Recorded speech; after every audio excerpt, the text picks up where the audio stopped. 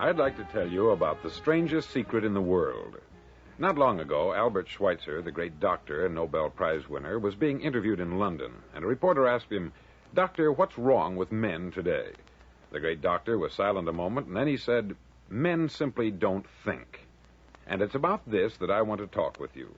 We live today in a golden age. This is an era that man has looked forward, dreamed of, and worked toward for thousands of years.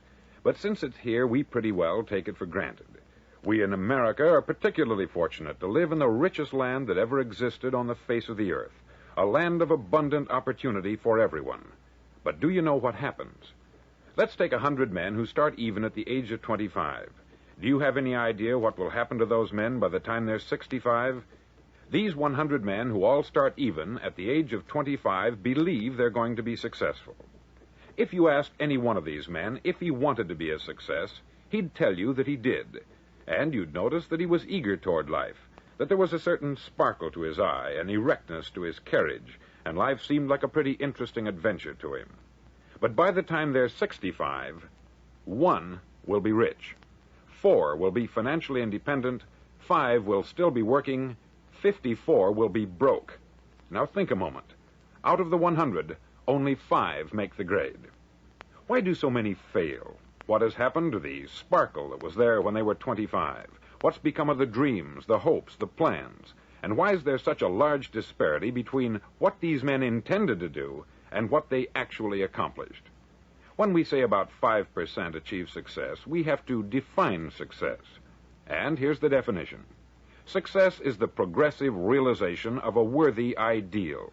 If a man is working toward a predetermined goal and knows where he's going, that man is a success. If he's not doing that, he's a failure. Success is the progressive realization of a worthy ideal. Rollo May, the distinguished psychiatrist, wrote a wonderful book called Man's Search for Himself. And in this book he says, the opposite of courage in our society is not cowardice, it is conformity. And there you have the trouble today. It's conformity. People acting like everyone else, without knowing why, without knowing where they're going. Now think of it. In America right now, there are over 14 million people 65 years of age and over, and about 13 million of these 14 million are broke. They're dependent on someone else for life's necessities. Now, we learn to read by the time we're 7. We learn to make a living by the time we're 25. Usually, by that time, we're not only making a living, we're supporting a family. And yet, by the time we're 65, we haven't learned how to become financially independent in the richest land that has ever been known. Why? We conform. And the trouble is that we're acting like the wrong percentage group, the 95% who don't succeed. Now, why do these people conform? Well, they don't know, really. These people believe that their lives are shaped by circumstances, by things that happen to them, by exterior forces. They're outer-directed people. A survey was made one time that covered a lot of men, working men, and these men were asked this question. Why do you work? Why do you get up in the morning? 19 out of 20 had no idea. If you ask them, they'll say, everyone goes to work in the morning. And that's the reason they do it, because everyone else is doing it. Now let's get back to our definition of success. Who succeeds? The only man who succeeds is the man who is progressively realizing a worthy ideal. He's the man who says, I'm going to become this, and then begins to work toward that goal. I'll tell you who the successful people are. A success is the school teacher who's teaching school because that's what she wanted to do. The success is the woman who's a wife and mother because she wanted to become a wife and mother and is doing a good job of it. The success is the man who runs the corner gas station because that's what he wanted to do. The success is the successful salesman who wants to become a top-notch salesman and grow and build with his organization. A success is anyone who is doing deliberately a predetermined job because that's what he decided to do deliberately. But only 1 out of 20 does that. That's why today there isn't really any competition, unless we make it for ourselves. Instead of competing, all we have to do is create. Now, for 20 years, I looked for the key which would determine what would happen to a human being. Was there a key I wanted to know which would make the future a promise that we could foretell to a large extent? Was there a key that would guarantee a person's becoming successful if he only knew about it and knew how to use it? Well, there is such a key, and I've found it. Have you ever wondered why so many men work so hard and honestly without ever achieving anything in particular, and others don't seem to work hard and yet seem to get everything? They have the magic touch. You've heard them say that about someone. Everything he touches turns to gold. And have you ever noticed that a man who becomes successful tends to continue to become successful? And on the other hand, have you noticed how a man who is a failure tends to continue to fail? It's because of goals. Some of us have them, some don't. People with goals succeed because they know where they're going. Now think of a ship leaving a harbor, and think of it with the complete voyage mapped out and planned. The captain and crew know exactly where it's going and how long it will take. It has a definite goal. 9,999 times out of 10,000, it will get to where it started out to get. Now let's take another ship, just like the first, only let's not put a crew on it, or a captain at the helm. Let's give it no aiming point, no goal, no destination. We just start the engines and let it go. I think you'll agree with me that if it gets out of the harbor at all, it will either sink or wind up on some deserted beach a derelict. It can't go any place because it has no destination and no guidance. It's the same with a human being. Take the salesman, for example. There is no other person in the world today with the future of a good salesman. Selling is the world's highest paid profession, if we're good at it and if we know where we're going. Every company needs top-notch salesmen, and they reward those men. The sky is the limit for them. But how many can you find? Someone once said, the human race is fixed, not to prevent the strong from winning, but to prevent the weak from losing. The American economy today can be likened to a convoy in time of war. The entire economy is slowed down to protect its weakest link, just as the convoy had to go at the speed that would permit its slowest vessel to remain in formation. That's why it's so easy to make a living today. It takes no particular brains or talent to make a living and support a family today. So we have a plateau of so-called security, if that's what a person's looking for. But we do have to decide how high above this plateau we want to aim for. Now let's get back to the strangest secret in the world, the story that I wanted to tell you today. Why do men with goals succeed in life and men without them fail? Well, let me tell you something which, if you really understand it, will alter your life immediately. If you understand completely what I'm going to tell you from this moment on, your life will never be the same again. You'll suddenly find that good luck just seems to be attracted to you. The things you want just seem to fall in line. And from now on, you won't have the problems, the worries, the gnawing lump of anxiety that perhaps you've experienced before. Doubt, fear, well, they'll be things of the past. Here's the key to success, and the key to failure. We become what we think about. Now let me say that again. We become what we think about. Throughout all history, the great wise men and teachers, philosophers and prophets have disagreed with one another on many different things. It is only on this one point that they are in complete and unanimous agreement. Listen to what Marcus Aurelius, the great Roman emperor, said. He said, "A man's life is what his thoughts make of it." Disraeli said this, "Everything comes if a man will only wait. I have brought myself by long meditation to the conviction that a human being with a settled purpose must accomplish it, and that nothing can resist a will that will stake even existence for its fulfillment." Ralph Waldo Emerson said this, "A man is what he thinks about all day long." William James said, "The greatest discovery of my generation is that human beings can alter their lives by altering their attitudes of mind."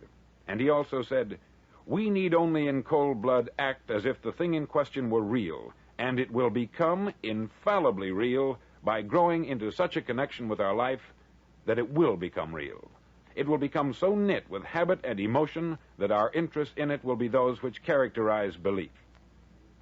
He also said this, "If you only care enough for a result, you will almost certainly attain it. If you wish to be rich, you will be rich. If you wish to be learned, you will be learned. If you wish to be good, you will be good. Only you must then really wish these things, and wish them exclusively, and not wish at the same time 100 other incompatible things just as strongly." In the Bible you read, in Mark 9:23, "If thou canst believe, all things are possible to him that believeth." It may seem incredible, but it is true. The world in which we live is a world of imagination. In fact, life itself is an activity of imagining. All that we behold, though it appears without, it is within, in our imagination, of which this world of mortality is but a shadow. Nothing appears or continues in being by a power of its own. Events happen because comparatively stable imaginal activities created them, and they continue in being only as long as they receive such support. Therefore, the secret of imagining is the greatest of all problems, to the solution of which everyone should aspire. For supreme power, supreme wisdom, and supreme joy lie in the solution of this great mystery. When man solves the mystery of imagining, he will have discovered the secret of causation, and that is, imagining creates reality. Divine imagining and human imagining are not two powers at all, but one. The valid distinction which exists between them lies not in the substance with which they operate, but in the degree of intensity of the operant power itself. Acting at high tension, an imaginal act is an immediate objective fact. Keyed low, an imaginal act is realized in a time process. Human history, with its forms of governments, its revolutions, its wars, and in fact the rise and fall of nations, could be written in terms of the imaginal activities of men and women. All imaginative men and women are forever casting forth enchantments, and all passive men and women who have no powerful imaginative lives are continually passing under the spell of their power. If imagination is the only thing that acts or is in existing beings or men, as Blake believed, then we should never be certain that it was not some woman treading in the winepress who began that subtle change in men's minds, or that the passion because of which the earth has been drenched in blood did not begin in the imagination of some shepherd boy, lighting up his eye for a moment before it ran upon its way. The future is the imaginal activity of man in its creative march.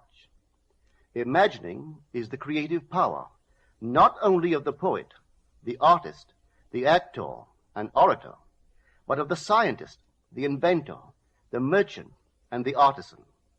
Its abuse in unrestrained, unlovely image-making is obvious, but its abuse in undue repression breeds a sterility which robs a man of actual wealth of experience. Imagining novel solutions to ever more complex problems is far more noble than to restrain or kill out desire. Life is the continuing solution of a continuously synthetic problem. Imagining creates events. Our world, created out of men's imagining, comprise unnumbered warring beliefs. Therefore, there can never be a perfectly stable or static state. Today's events are bound to disturb our yesterday's established order. Imaginative men and women invariably unsettle a pre-existing peace of mind. Hold fast to your ideal in your imagination. Nothing can take it from you but your failure to persist in imagining the ideal realized. Imagine only such states that are of value or promise well. To attempt to change circumstances before we change our imaginal activity is to struggle against the very nature of things. There can be no outer change until there is first an imaginal change. Everything we do, unaccompanied by an imaginal change, is but futile readjustment of surfaces. Imagining the wish fulfilled brings about a union with that state, and during that union we behave in keeping with our imaginal change. This shows us that an imaginal change will result in a change of behavior. However, our ordinary imaginal alterations, as we pass from one state to another, are not transformations, because each of them is so rapidly succeeded by another in the reverse direction. But whenever one state grows so stable as to become our constant mood, our habitual attitude, then that habitual state defines our character and is a true transformation. Now let me call your attention to the design on the cover of this record. You will notice a man sitting on a park bench, imagining himself to be in a home. This is the secret of those who lie in bed awake while they dream things true. They know how to live in their own dream house until, in fact, they do. Man, through the medium of a controlled waking dream, can predetermine his future. That imaginal activity of living in the feeling of the wish fulfilled leads man across a bridge of incident to the fulfillment of the dream. If we live in the dream, thinking from it and not of it, then the creative power of imagining will answer our adventurous fancy, and the wish fulfilled will break in upon us and take us unawares. Man is all imagination. Therefore, man must be where he is in imagination, for his imagination is himself. To realize that imagination is not something tied to the senses or enclosed within the spatial boundary of the body is most important. Although man moves about in space by movement of his physical body, he need not be so restricted. He can move by a change in what he is aware of. However real the scene on which sight rests, man can gaze on one never before witnessed. He can always remove the mountain if it upsets his concept of what life ought to be. This ability to mentally move from things as they are to things as they ought to be is one of the most important discoveries that man can make. It reveals man as a center of imagining, with powers of intervention which enable him to alter the course of observed events, moving from success to success through a series of mental transformations of nature, of others, and himself. How does he do it? Self-abandonment. That is the secret.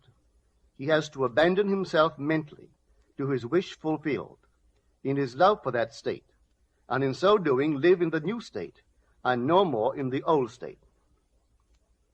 Now we can commit ourselves to what we do not love. So the secret of self-commission is faith plus love. Faith is believing what is incredible. We commit ourselves to the feeling of the wish fulfilled, in faith that this act of self-commission will become a reality, and it will, because imagining creates reality. Imagination is both conservative and transformative. It is conservative when it builds its world from images supplied by memory and the evidence of the senses. It is creatively transformative when it imagines things as they ought to be, building its world out of the generous dreams of fancy. In the procession of images, the ones that take precedence naturally are those of the senses. Nevertheless, a present sense impression is only an image. It does not differ in nature from a memory image or the image of a wish. What makes a present sense impression so objectively real is the individual's imagination functioning in it and thinking from it, whereas in a memory image or a wish, the individual's imagination is not functioning in it and thinking from it, but is functioning out of it and thinking of it. If the individual would enter into the image in his imagination, as the design on the cover of this record suggests, then would he know what it is to be creatively transformative. Then would he realize his wish, and then he would be happy. Every image can be embodied, but unless man himself enters the image and thinks from it, it is incapable of birth. Therefore, it is the height of folly to expect the wish to be realized by the mere passage of time. That which requires imaginative occupancy to produce its effect obviously cannot be effected without such occupancy. We cannot be in one image and not suffer the consequences of not being in another. Imagination is spiritual sensation. Enter the image of the wish fulfilled, then give it sensory vividness and tones of reality by mentally acting as you would act were it a physical fact. Now, this is what I mean by spiritual sensation. Imagine that you are holding a rose in your hand. Smell it. Do you detect the odor of roses? Well, if the rose is not here, why is its fragrance in the air?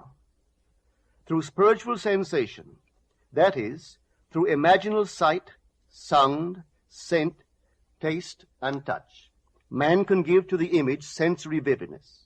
If he does, all things will conspire to aid his harvesting. And on reflection, he will see how subtle were the threads that led to his goal. He could never have devised the means which his imaginal activity used to fulfill itself. If man longs to escape from his present sense fixation, to transform his present life into a dream of what might well be, he has but to imagine that he is already what he wants to be, and then feel the way he would expect to feel under such circumstances.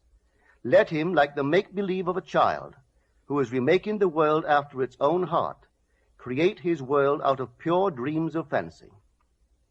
Let him mentally enter into his dream. Let him mentally do what he would actually do were it physically true. He will discover that dreams are realized not by the rich, but by the imaginative. Nothing stands between man and the fulfillment of his dreams but facts, and facts are the creations of imagining. If man changes his imagining, he will change the facts. Man and his past are one continuous structure. This structure contains all of the facts which have been conserved and still operate below the threshold of his surface mind. For him, it is merely history. For him, it seems unalterable, a dead and permanently fixed past. But for itself, it is living. It is part of the living age. We cannot leave behind us the mistakes of our past, for nothing disappears. Everything that has been is still in existence. The past still exists, and it gives and still gives its results. Man must go back in memory, seek for and destroy the causes of evil, however far back they lie. This going into the past and replaying a scene of the past in imagination as it ought to have been played the first time, I call revision. And revision results in repeal. Changing our lives means changing the past. The causes of the present evil are the unrevised scenes of the past. The past and the present form the whole structure of man. It is carrying all of its contents with it. Any alteration of content will result in an alteration in the present and future. Live nobly, so that mind can store a past well worthy of recall. Should you fail to do so, remember, the first act of correction or cure is always revise. If the past is recreated into the present, so will the revised past be recreated into the present. Or else, the promise that though your sins are like scarlet, they shall be as white as snow, is a lie. The question may arise as to how, by representing others to ourselves as better than they really were, or mentally rewriting a letter to make it conform to our wish, or by revising the scene of an accident, the interview with the employer, and so on, could change what seems to be the unalterable facts of the past. But remember my claims for imagining. Imagining creates reality. What it makes, it can unmake. It is not only conservative, building a life from images supplied by memory, it is also creatively transformative, altering a theme already in being. The parable of the unjust steward gives the answer to this question. We can alter our world by means of a certain illegal practice, by means of a falsification of the facts, that is, by means of a certain intentional alteration of that which we have experienced, and all this is done in one's own imagination. This is a form of falsehood which not only is not condemned, but is actually approved in the gospel teaching. By means of such a falsehood, a man destroys the causes of evil and acquires friends, and on the strength of this revision proves, judging by the high praise the unjust steward received from his master, that he is deserving of confidence. Because imagining creates reality, we can carry revision to the extreme and revise a scene that would be otherwise unforgivable. We learn to distinguish between man, who is all imagination, from those states into which he may enter. An unjust steward, looking at another's distress, will represent the other to himself as he ought to be seen. Were he himself in need, he would, like the man on the cover of this record, enter his dream house in his imagination and imagine what he would see and how things would seem and how people would act after these things should be. Then in this state he would fall asleep, feeling the way he would expect to feel under such circumstances. Would that all the Lord's people were unjust stewards, mentally falsifying the facts of life to deliver individuals forevermore. For the imaginal change goes forward until at length the altered pattern is realized on the heights of attainment. Our future is our imaginal activity in its creative march. Imagine better than the best you know.